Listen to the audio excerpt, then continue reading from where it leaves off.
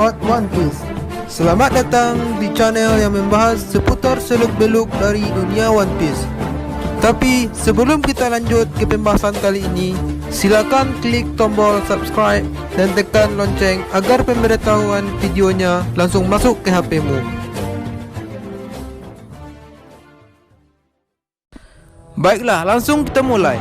Kali ini saya akan membahas tentang siapakah sebenarnya sosok dari Joy Boy dan penguakan misteri Joy Boy ini.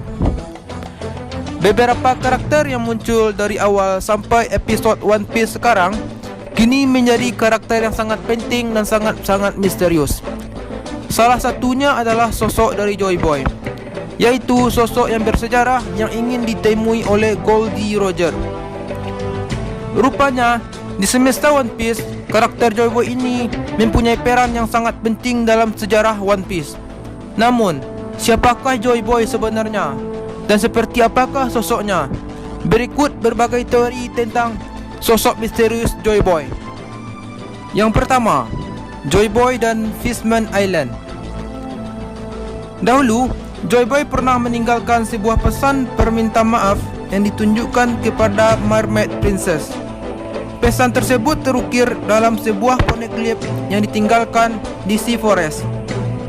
Dalam poneglyph tersebut, Joy Boy juga menuliskan kepada kapal Noah yang hampir jatuh menimpa Fishman Island adalah alat untuk para Fishman Island untuk datang ke permukaan. Kapal tersebut sengaja ia buat dengan bantuan Poseidon untuk mengangkat pulau tersebut ke atas permukaan. Hal ini bisa menegaskan jika sejak dahulu para manusia ikan memang sudah bermimpi untuk bisa tinggal di atas permukaan laut.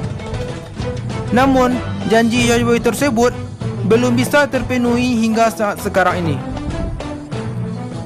Nama Joy Boy tersebut pertama kali digaungkan saat Luffy mengunjungi Fishman Island. Saat itu, mereka menemukan poneglyph yang ditinggalkan oleh Joy Boy. Dengan fakta tersebut, dapat dijelaskan jika Joy Boy hidup di masa abad kekosongan atau sekitar 800 sampai 900 tahun yang lalu, di mana saat tersebut Neptunus masih menjadi raja di Fishman Island. Saat itulah Joy Boy mendatangi Fishman Island dan membuat janji dengan Mermaid Princess.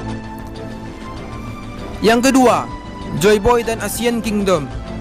Joy Boy sepertinya juga ikut andil dalam perang besar yang melibatkan antara kerajaan Asian Kingdom dengan 25 kerajaan yang bersekutu. Namun, belum jelas kelompok mana yang dibela oleh Joy Boy dalam perang besar tersebut. Namun paling tidak, Joy Boy adalah sosok yang penting di masa kejayaan Asian Kingdom. Hal ini dikuatkan dengan poneglyph yang salah satunya dikemukakan dan ditemukan di kerajaan Ryuju. Bahkan bisa jadi Joy Boy adalah raja dari Asian Kingdom yang kalah dalam peperangan sekitar 800 sampai 900 tahun yang lalu.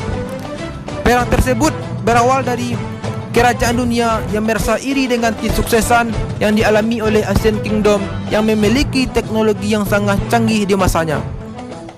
Namun, jika Joy Boy benar-benar merupakan kerajaan dari Asian Kingdom, maka topi jerami yang ada di Mariojoa bisa jadi merupakan pemiliknya adalah Joy Boy.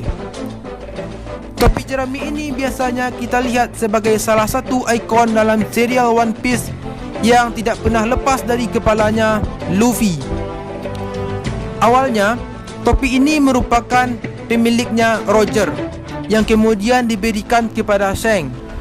Lalu Shanks mewariskan topi tersebut kepada Luffy saat keduanya bertemu di Phosha Village di awal kisah serial One Piece.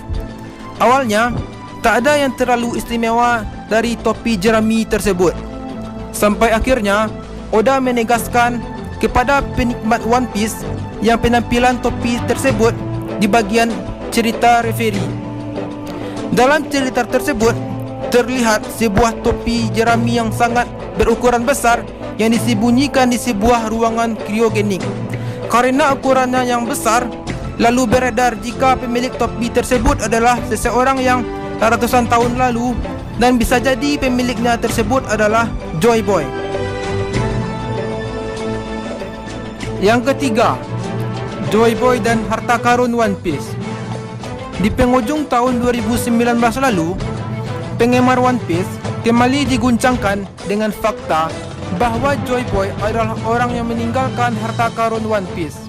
Di manga edisi 967 disebutkan harta karun tersebut ditinggalkan di suatu pulau yang bernama Lautel. Namun, saat Goldie Roger dan seluruh krunya tiba di pulau tersebut, mereka justru terbahak-bahak sangat menemukan harta karun yang ditinggalkan oleh Joy Boy. Hal ini juga membuat para penggemar menjadi gregetan karena saking penasarannya. Seperti apakah harta karun yang ditinggalkan oleh Joy Boy? Bahkan, saking hebatnya harta karun tersebut, Roger sempat berseloroh. Ia ingin hidup di zaman Joy Boy dan bertemu dengannya, sebab kisah Joy Boy menurutnya sangat menarik. Yang selanjutnya, yang paling penting dari pembahasan pada video ini yaitu Joy Boy dan sosoknya. Salah satu hal yang mengganjal dari sosok Joy Boy adalah ucapan dari Kozuki Oden yang menyebutkan bahwa Joy Boy akan segera kembali. Namun, dari fakta-fakta yang dipaparkan sebelumnya, Joy Boy diketahui hidup antara 800 tahun sampai 900 tahun yang lalu. Apalagi, satu-satunya buah iblis yang memungkinkan perjalanan waktu hanya dimiliki oleh Kozuki Toki. Lantas, bagaimanakah caranya Joy Boy untuk kembali? Lantas, muncullah sebuah teori bahwa Joy Boy sebenarnya bukanlah nama orang, namun melainkan sebuah gelar. Sehingga, siapapun yang bisa menjadi Joy Boy, termasuk yang mendapatkan kekuatannya. Hal ini mirip dengan Poseidon, yang merupakan julukan putri duyung yang mampu mengendalikan si King. Joy Boy bisa jadi merupakan sebutan bagi seseorang yang memiliki kemampuan dan kekuatan tertentu. Apalagi jika dilihat dari legenda Fishman Island, disebutkan akan ada seseorang yang membimbing Poseidon menggunakan kebaikannya. Sosok ini kemungkinan besar adalah Joy Boy yang akan lahir di masa sekarang. Tak hanya membimbing Poseidon, Joy Boy juga akan mengunjungi negeri Wano dan membuat Oden semakin bersemangat untuk membuka batasan negeri Wano. Jadi, kemampuan yang dimiliki oleh penerus Joy Boy tentu harus bisa membuat bekerjasama dengan Poseidon dan berhubungan dengan kunjungannya ke Wano. Selain itu, untuk bisa menjadi Joy Boy, jika benar-benar sebuah gelar, bukan tidak mungkin akan ada beberapa syarat yang harus dipenuhi. Seperti halnya untuk menjadi Poseidon, banyak yang menduga nantinya penerus Joy Boy ini akan berhubungan dengan keluarga Klandi. Goldie Roger pernah menyebut ia menunggu seseorang dari Klandi. Lalu, itu bukanlah seseorang Teach, misteri tentang Klandi yang dimiliki sangat rumit yang disinggung oleh kelompok Goldie Roger.